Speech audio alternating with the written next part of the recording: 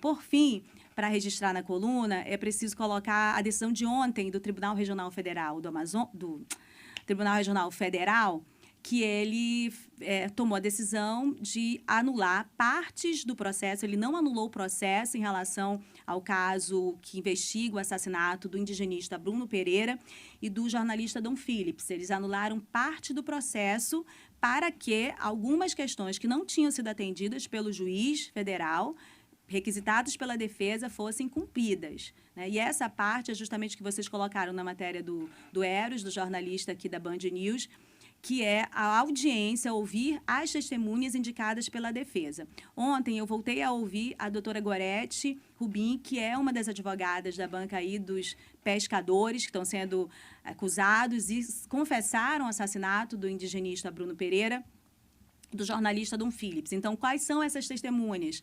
Ela, inclusive, deu uma entrevista que a gente vai colocar no ar hoje para a gente. São os pescadores, especialmente os pescadores da região.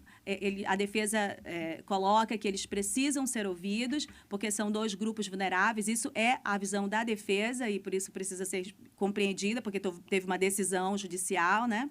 Então, eles precisam ouvir indígenas, mas precisam também ouvir pescadores para entender o contexto dos pescadores que estão sendo, que são confessos neste brutal assassinato. Essa é a colocação da defesa, isso não tinha sido atendido pelo juiz.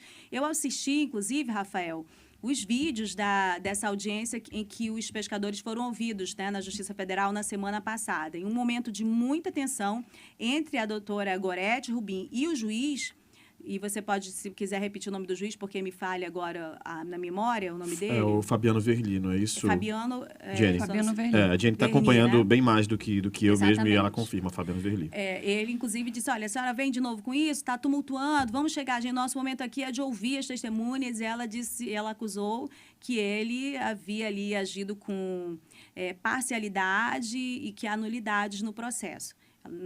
É um momento de bastante tensão nessa coisa da audiência do depoimento dos acusados. Então, é isso. E aí, hoje à tarde, a gente vai levar ao ar uma entrevista com a doutora Gorete, ouvindo o lado da defesa, mas sempre, claro, com todo respeito ao Bruno Pereira, a história dele, e sempre muito críticos em relação a crimes desta natureza, em relação à Amazônia e qualquer possibilidade de impunidade. Mas é importante, é da nossa conduta de muito tempo, nós somos criticados por isso, a pluralidade, ouvir todos os lados e dar um peso igual para todos os lados e um peso também para a justiça, para a verdade. Quando alguém ultrapassa essa linha, né, a gente sempre vai lá e recoloca as questões com toda a nossa responsabilidade jornalística. É isso.